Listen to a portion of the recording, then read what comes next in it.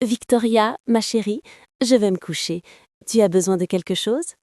Non, mon amour. Bonne nuit. Il y a 6 mois, la vie de Victoria a basculé. Un accident l'a rendue aveugle et paralysée. Du moins, c'est ce que tout le monde croit. Mais dans une maison pleine de secrets, parfois, celui qui ne voit pas voit tout. 8 mois plus tôt, Victoria Cole était au comble du bonheur. Elle avait créé une start-up technologique à partir de rien, l'avait revendue pour 200 millions de Naira et avait épousé un homme qu'elle pensait être son égal. Marcos était beau, charmant, attentionné, tout ce qu'elle avait toujours espéré d'un partenaire. Mais 3 ans après leur mariage, les choses ont commencé à changer. Marco rentrait tard. Dîner d'affaires, disait-il, client important. Victoria remarqua le parfum sur ses vêtements, la façon dont il protégeait son téléphone, les conversations à voix basse qui s'interrompaient dès qu'elle entrait dans la pièce. Elle se disait qu'elle était paranoïaque, qu'elle réfléchissait trop, jusqu'au jour où elle rentra plus tôt que prévu d'un voyage d'affaires. Elle entendit des bruits venant de l'étage, de leur chambre. Elle ouvrit la porte. Marcos était au lit avec son assistante personnelle. Victoria ne cria pas, ne pleura pas, ne fit pas de scène. Elle referma doucement la porte, descendit et s'assit dans le salon pour réfléchir. Elle pourrait divorcer, partir, tourner la page, mais Victoria voulait des réponses, de vraies réponses. Depuis combien de temps cela durait-il? Combien de femmes l'avait-il aimé? Ou était-ce toujours une question d'argent? Elle avait besoin de preuves, des preuves complètes et irréfutables, et elle savait exactement comment les obtenir. 2 semaines plus tard, Victoria simula un accident de voiture. C'était soigneusement planifié, une route tranquille, le bon moment de la journée. Elle engagea des professionnels qui lui devaient des faveurs. L'accident paraissait réel, les dégâts étaient convaincants. À l'arrivée des ambulanciers, Victoria était inconsciente. Marcos a reçu l'appel à son bureau. Lorsqu'il est arrivé à l'hôpital, les médecins lui ont annoncé une nouvelle dévastatrice. Traumatisme crânien, perte totale de la vue, paralysie des jambes. Elle ne reverrait plus jamais, ne remarcherait plus jamais. Elle aurait besoin de soins constants. Le visage de Marcos exprimait toutes les émotions appropriées. Le choc, la tristesse, l'inquiétude. Mais Victoria, allongée sur son lit d'hôpital, les yeux fermés, aperçut autre chose dans sa voix lorsqu'il a parlé au médecin. Du soulagement. 2 jours plus tard, Marcos a ramené Victoria à la maison en fauteuil roulant. Des lunettes de soleil noires lui cachaient les yeux. Sa voix était faible, abattue. « Merci de t'être occupé de moi. Je ne sais pas ce que je ferais sans toi. »« Je serai toujours là », a promis Marcos en lui serrant la main. Mais ce soir-là, après avoir installé Victoria dans son fauteuil roulant près de la fenêtre, Marcos monta à l'étage et passa un appel. Victoria ne pouvait pas le voir, mais elle entendait parfaitement. Elle est complètement aveugle. Les médecins l'ont confirmé. Oui, paralysée aussi. Cela change tout. La première semaine, Marcos était l'aidant idéal. Attentif, serviable, patient. La 2e semaine, une femme est venue rendre visite pour aider à s'occuper de Victoria, a dit Marcos. Mais Victoria les a entendus s'embrasser dans le couloir. Est-elle vraiment aveugle? A chuchoté la femme. Marcos a confirmé.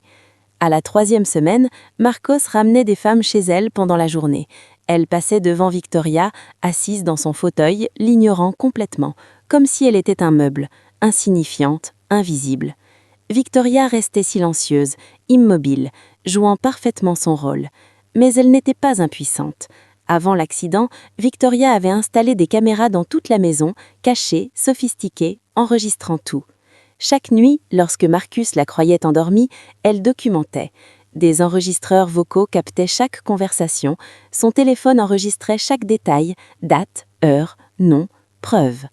Au bout de 2 mois, Victoria découvrit quelque chose de pire que ses liaisons. Marcus travaillait avec des avocats pour obtenir une procuration sur ses finances. Puisqu'elle ne pouvait plus gérer ses affaires, il se positionnait pour tout prendre, son argent, ses biens, tout son empire. Et elle entendit Marcus confier à une de ses maîtresses la dernière pièce de son plan.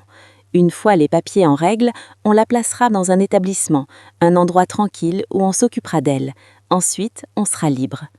Victoria était assise dans son fauteuil roulant, écoutant son mari planifier de la traiter comme un problème gênant. Elle continua d'attendre, rassemblant davantage de preuves, construisant un dossier en béton. Puis vint le 4e mois. Une nouvelle femme entra dans la maison, passa devant le fauteuil roulant de Victoria et se dirigea vers la cuisine. Son parfum lui était familier, sa voix était incontournable. C'était Jennifer, la sœur de Victoria. Les mains de Victoria agrippaient si fort les accoudoirs du fauteuil roulant que ses jointures blanchirent, mais son visage resta impassible derrière ses lunettes noires. Elle écouta Marcus et Jennifer discuter dans la cuisine. « Quand est-ce que tu la quittes ?» demanda Jennifer. « Bientôt, j'ai presque terminé les formalités financières. Tout sera à nous. » Et elle ? Dans une maison de retraite. Elle ne verra pas la différence.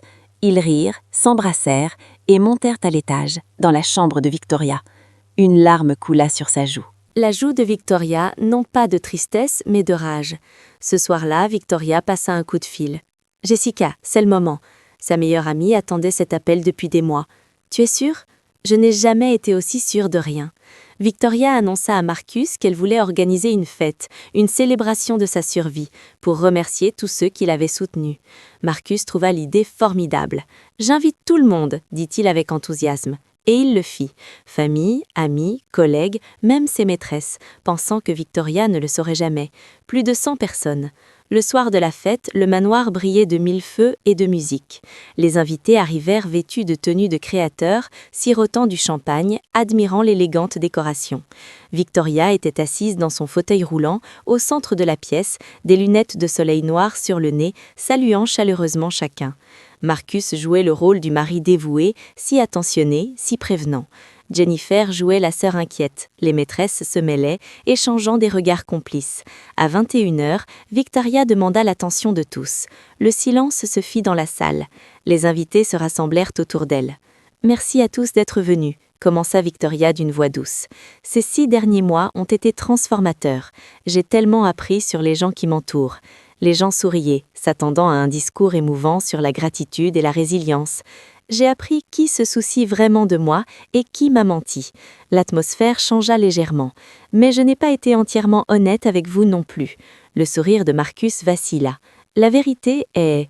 Les mains de Victoria agrippèrent le fauteuil roulant. Elle se leva. Un murmure d'étonnement parcourut la salle.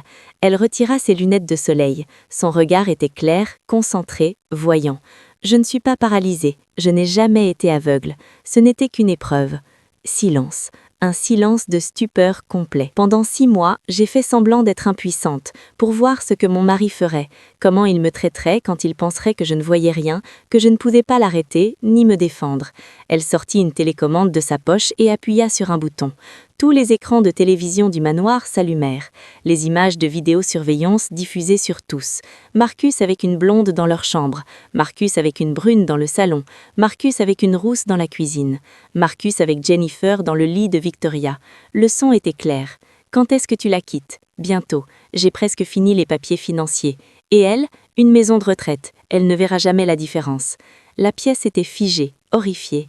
Victoria regarda Marcus. « Tu pensais que j'étais piégée, impuissante, dépendante de toi ?»